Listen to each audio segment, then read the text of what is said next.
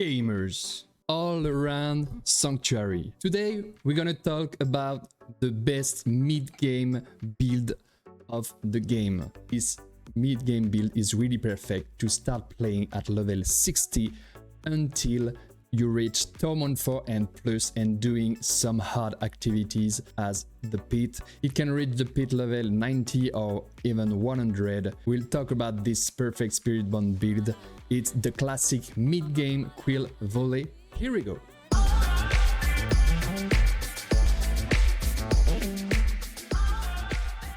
Alright guys, Sagittarian here. We're gonna talk about the best mid-game build ever of this extension Vessel of Hatred. It's without surprise another Spiritborn build, but this is really focused on the mid-game part, the transition between when you are level 60 and when you are going to Torment 4 and plus. This build will help you to fill out your Paragon board and level up your glyph and do the right thing right now. Here we go. So you'll get all that you need here on my D4 build GG.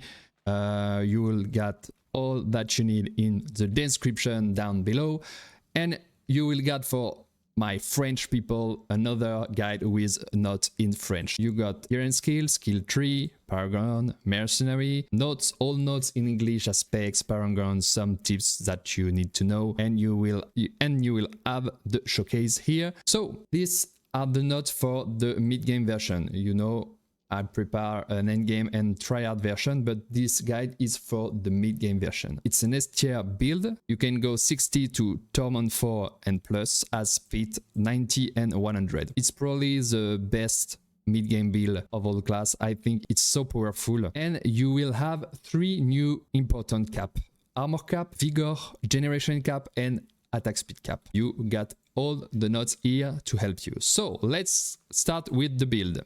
Guys, in the build, you need to reach this state. You need to reach when you cast all your skill. Look, my vigor with vigor regeneration, attack speed, or anything other good caps and uniques. You can see my vigor empties and refills automatically.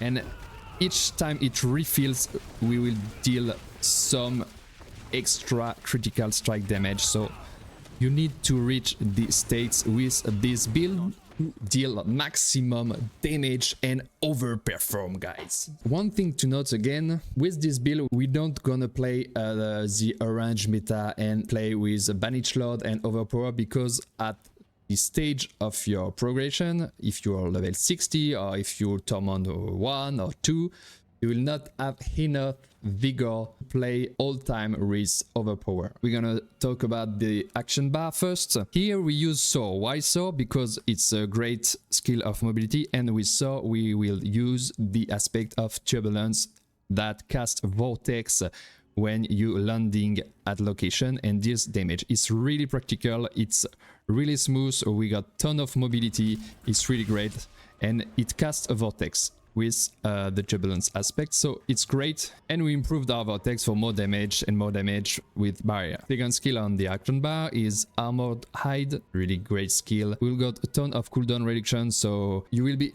all time unstoppable and with 100% block. You will got more result stack, and result stack increase your block damage reduction by 5% until 20%. That's great, guys. We use Ravager because it gives you a minimum ferocity increase by 2. And the most important thing is that increase our vigor generation. And vigor generation is really important in our build. The Hunter, great source of damage, more ferocity stacks, so we will deal more damage after cast the Hunter. It can reset, so it's great. Our main skill, Quill Volley. Quill Volley, big dips, makes enemies vulnerable. Here we got Scourge because it crowd control enemies, and the lucky hit gives you a great chance to lifesteal. 35% of damage done to enemies affected by Scourge, so it's also great. Okay, now some juicy passives here, my friend. So we can take Vigorous 1 or 3 points here. It depends of your vigor generation. We'll talk about later. Balance exertion, more damage increase, and it costs more vigor, but great deal here. Focal point, Apex, more damage on vulnerable targets and damage bonus versus elites. Mirage, you get 1 point in Swift. You can put 1 or 2 or 3 points here. It's interesting. Unrestrained power, more damage when we are unstoppable. Here, Hammered Hide. We take counter attack because the Ring of the Midnight Sun gives you a passive counter attack effect. So we take some point here. Scourge. We take Resilient, more life increase. More damage, you can put 1 or 2 more points here. Guerrilla skills deal 5x damage. Hammer Hide, you can put 5 points at the start and you can remove them later when you are good in cooldown reduction with your gear, with your attack speed, with your tempo effect. Then we're gonna take Resilient, more life, Dominant, more damage. Guerrilla skill deals more increased damage to knock down enemy. And their first here, it have 5% to execute non-boss. Brilliance, Eagle Skin, damage increase by 9% of our movement speed. Potent, really important, because hitting enemy with Jaguar skill will be increased our damage by 0.7 up to 70%. And because while we got Harmony of Ibiwaka, all our skill according to our secondary spirit are Jaguar skills. So all of our skill benefits to potence as Quill Volley. Furnace, more critical strike damage here, per stacks of ferocity, so stacks of ferocity are really important. Some other juicy passives, the resolution. Casting ultimate makes us deal more damage against elite, more vigor. Vigor is really important because we got scaling with critical strike damage according to our vigor. With Rod of Kepeleke, 1 point of vigor is literally 3% increased critical strike damage. So we need maximum vigor, my friend.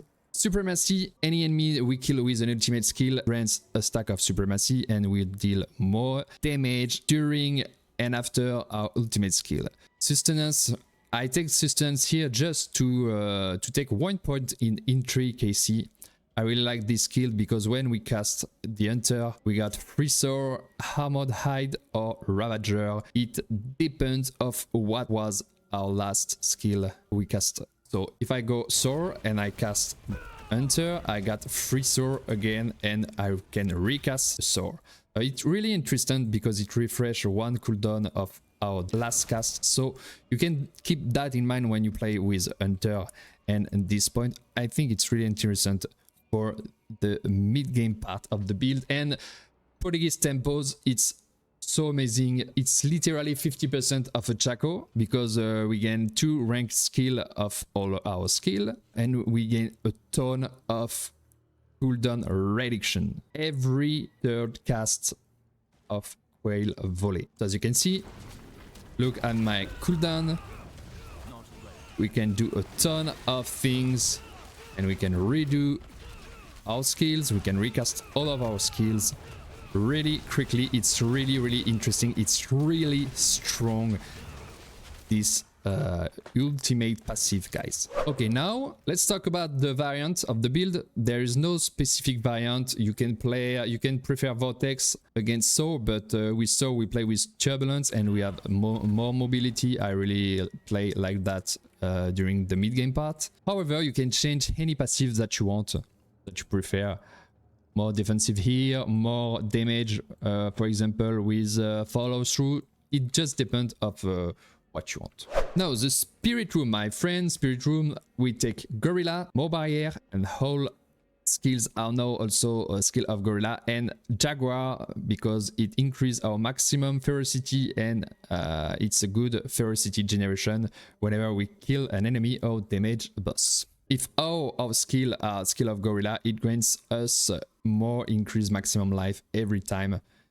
It fits well with Dominant also, and it grants us a barrier up to 30% of maximum life. The weapon now, we're gonna play with Rod of Kepeleke.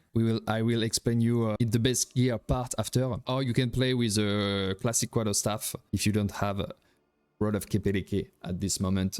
Now the gems, guys. The gems you will play with Emerald, because Emerald will give you more dexterity and more damage, and you will play, it depends of what you got. You may have fast Tira Hell and you may have your resistance cap, so you can put all in armor, and you can play with a Tira Hell and you can put more diamond of sapphire or emerald or maybe amethyst for more elemental resistance, my friend. Runes.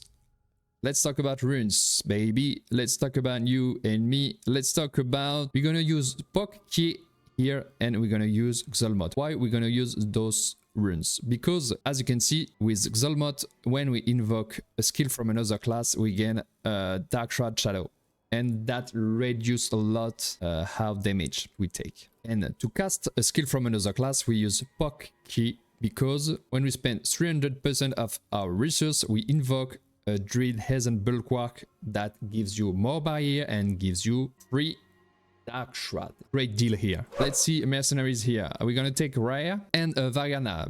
I don't have Variana because I am leveling actually Alkin, but for the skills of Raya, okay, Valiance, Shield Charge, because we need Raya's Guard, gives you an nice amount of armor, 15%, and Provoke, because we gain more damage reduction up to 20%, and we deal more increased damage to the enemies taunted by Raya. And with Variana, we're gonna take Bloodthirst, because it gives us 10% attack speed for 7 seconds. It's really insane. You can choose the other opportunity, but I really like with Armor High. You can put all capacities that you prefer. Okay guys, now the best in slot stats, our best stats. What we need in stats for multiplicatives DPS stats, we need dexterity core stats, it gives you a ton of damage. We need maximum vigor, maximum resource with Rod of Kepeleke, because 1 point of vigor is 3% of critical strike damage. It's really important. And we need critical strike damage, because we scale with critical strike damage a lot just with redirected force, for example, because it scales with our blockchains. So that are great stats. We can also take basic skill damage with Temper, because basic skill damage and core damage are the same with Rod of Kepeleke. So it's great to take this Temper again. What about attack speed in this build? For the attack speed, I put the link here. Thank you, Sanctum, for made this calculator. You just have to fill this calculator. You have to make a copy just like this, and you can use this calculator. Same for the vigor generation. So for the attack speed, we're gonna try to reach 11 frames. Then you just have to fill the stats here. You got 2 cap, cap 1, cap 2. You can put your ferocity stacks here. As you can see, if I play with 9 stack of ferocity, you can see here 9 stack of ferocity, I got 45. I am at 12 frames. To go to 11 frames, you can put a duelist aspect and you will got 14 stacks of ferocity. It gives you enough attack speed to reach the 11 frame breakpoint. Okay, so there is 2 cap. So we got Moonrise. With Moonrise, we got 4% stacking up to 5 times, so we got 20% of attack speed, but when we're reaching this maximum stack, we don't have any gain of attack speed. But with Variana, as we can see here on max roll, Variana is in the cap 1, so we can put Variana, Moonrise Variana. It's easy to go to 100% in the cap 1, and the cap 2 is only ferocity. So if you got 12 frames, if you don't play with duelist aspect, you'll got 45 and you got 12 frames. 12 frames is enough, I think, but you can play if you prefer with duelist aspect to get 70% of attack speed in cap 2 and get 11 frames. So just focus 12 frames minimum or even 11 frames. Next, additive stats are okay. Not great, but it's a pretty good deal. It's vulnerable damage or damage And now we're gonna talk about defense. We need max life and armor, but we need a special armor cap because we are using unyielding hits. For the Torment 4 you'll need 1000 armor. But when using unyielding hits, it caps at 1500 weapon damage added. That means at a 30% value we get an armor cap of 5000. But we play with Disobedience. You can stack more armor because I didn't get my armor temper on the amulet, but you can reach 5000 armor with Disobedience to fully benefit of the aspect of unyielding hit. Other are really important is barrier generation, but resource generation is really important to refill your vigor bar here. As you can see, it empties and refills automatically. So you need 100 generation vigor on the calculator. Thank you, Sanctum again. I'll explain you. So as you can see here, you just need to fill the case and put your stats here. So intelligence resource generation. As you can see, when you put your mouse here, I got 13% of resource generation, 30%. So great. Now we play with Measured Ravager. It's automatically 30%. Now what is our character vigor generation outside combat? Vigor generation is not vigor regeneration, but vigor generation is 61%. And you can add more vigorous passives. As you can see here, I'm overcapped because I got 136% to vigor recovered. I can play with minimum of vigorous. You can add more vigorous point if you need more vigor generation. You will have 5% up to 15% here. So with 5% here is my resource generation. I am even over 100%, so it's great. Now the best stuff. We will focus about Unix first. And on this build, you will have to get fast your Unix. I made an end game guide for you guys when you are level 60, how to get Unix fast. I put this guide's link on the description. So we got Rod of Kepeleke. You have all the notes here. If you don't have Rod of Kepeleke, you take Quarterstaff, max DPS, dexterity, crit strike damage. If you don't have the helmet, you can take helmet, dexterity, maximum life, dexterity, etc. You got all the notes here, and we'll talk of the principal gear here. Harmony of Ebewaka. It's really important because all our skill with Ebewaka are also a Jaguar skill. As you can see, Quill Volley is Eagle, Jaguar and Gorilla skill. So Ebewaka is really strong on this build. And our skill deal more increased damage per spirit type they have. So it's really insane. 30 increased damage per spirit. So Quill Volley deals literally 90% increased damage because it's Eagle, Jaguar and Gorilla. Then we need a Rod of Kepeleke because our core skill becomes a basic skills. So with just one skill we can fully benefit of Prodigy's tempo, and it's really insane. And the basic skill are now free to cast and they deal a bit less damage. But when we are full vigor, our attacks are automatically critical strike and we deal more critical strike damage, 3% for each point of vigor. So with Rod of Kepeleke we need full vigor to deal more critical strike damage. Then we got Ring of the Midnight Sun. It's really important because when we do critical strike we regain 15% of the vigor we spend in last second and we gain the counterattacks passive. But with Kepeleke and the Midnight Sun it will create you a lot to empty our vigor and fill our vigor. It's really important and we deal a ton of damage. Yen's Blessing, really important to give you resistance of all elements. If you have Tyrael's Might, you can also play with Tyrael's Might but with normal boots here and you put Turbulence, for example, aspect. So that's for the Unix, my friend. Now, for ancestral and legendaries, let's see what we got. If you don't have a Tyrael, you have to go with armored hide with on your chest, and max life, gloves, ranks of Crivelay, armor, attack speed. We take ton of armor for play with this aspect, unhiding hits. On our pants, we need ranks of basic skill, armor, max life, amulet, dexterity if you can, ranks potent of other good offensive on the ring, dexterity, max life, attack speed. Good temper are really total armor, put full armor anywhere you can. One vortex size because it's a good deal to improve our vortex size one time. Basic skills, damage and barrier generation on other gear. It's really great. Also,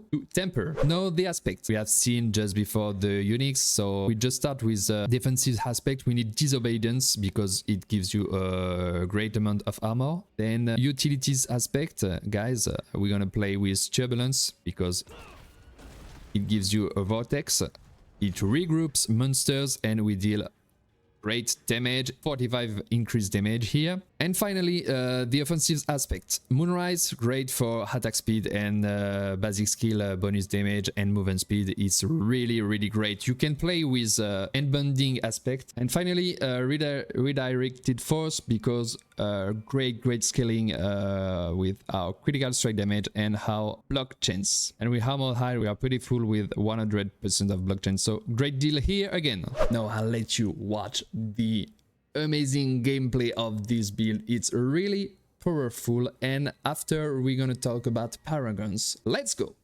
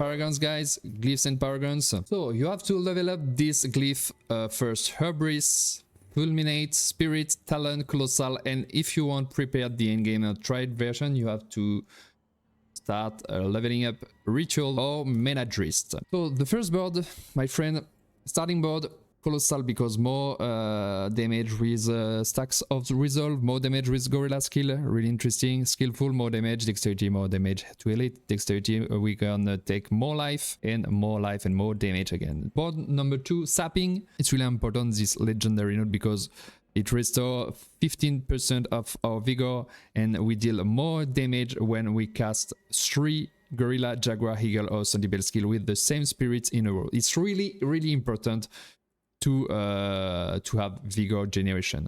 We play with Hubris. Hubris gives you ton of bonus on magic node, and it will up really great your DPS to get maximum vigor, and you will play after in the end game or triad game. You will play with this node, and you will play with Banished Lord, and you will play full overpower damage. So great glyph here, Hubris, and more damage on vulnerable target after that. So of course we take maximum vigor here, concentrated, and more damage here with magic nodes. More attack speed here on this board with Spriteful, more resistance elements with Daniel, and no, the third board, Vicious Shield. Vicious Shield is bugged, and we deal more damage than intended because we deal more damage with How Life and the barrier. But we take this King Vicious Shield to deal more damage, and we play with the Fulminate socket because we deal more increased damage with lightning damage. With lightning, we deal more damage to healthy and injured enemy. So great glyph here. Result, damage reduction when we got barrier. Lucky hit with Sentinel, lightning resistance and barrier generation. After we go to the fourth board. The fourth board is revealing more damage increase to crowd control enemies. So we deal more damage with Scourge, because it gives us crowd control enemies for 6 seconds, so great. And we play with Spirits. Our critical strike increase the damage to the enemies up to 15 seconds. More damage to elites, more damage with critical strike damage. Also bonus are really great. Artifice, more critical strike damage again, more vulnerable damage, more dexterity.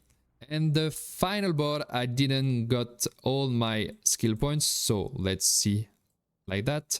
Got Vengeance, we deal bonus damage equal to 50 to 20% of our 2 higher bonus to damage types combined to 30% total. Then we play with Talent Glyph because we deal more eagle skill damage and we deal more eagle skill critical strike damage also. Then we play with Skillful, Dexterity damage, and Spearhead Dexterity damage. And finally Elementalist, non-physical damage and a bit more life. That's all for the Paragons, my friend. For the Tempers, we've seen the Tempers on the gear and skill. And for the Masterwork, we will start to Masterwork at this level. We need damage reduction, armor, ranks of Quill Volley, basic skill, armor, dexterity, attack speed, maximum resource. You can put more on resistance to all elements if you need. Maybe 2 points here, 1 point of movement speed after. It can be great to cap your resistance. Elixir that are also good. You can take critical strike damage, or you can take more life with Elixir. Now the last tips or gameplay. There is no specific gameplay, just it's a very mobile and powerful build. Focus to get your uniques, focus to get your caps. Then your vigor bar will empties and refills really fast. Use your skill, and again when they are available, because we got a ton of cooldown reduction. Keep in mind the intricacy point we got in our skill tree, and happy blasting, guys. So just here we go with the vortex. All targets are regrouped, and you just have to use skills that are refreshed, that are up again, because we got ton of cooldown reduction. Be sure to always under Armor Hide and Ravager buff for more generation, for more damage with the block of Armor Hide. The Scourge to activate our glyph. For more DPS, we squad control its enemies. And you spam Quill Volley. And just keep in mind the intricacy point that we take. So if I need, for example, more Armor Hide uptime, I will cast it the last. So I will cast Soul, then Ravager, then Armor Hide, and after Hunter will reset my Armor Hide. Let's go. As you can see, another Armor Hide and another Armor Hide. A great uptime of Armor Hide here. Just keep in mind the intricacy point, my friend. Okay guys, I hope you will like this guide. This build is really great. I had a ton of fun with this build, and the next time I will present you the better build to try out the pit and crush the end game with your Spiritborn. If you like this video, put thumbs up and drop a comment down below. It will be a pleasure, and you can come and see me on Twitch and say hi, my friends. I will really appreciate it. It was Sagittarian. Thanks for following me, and we'll meet very soon in Sanctuary.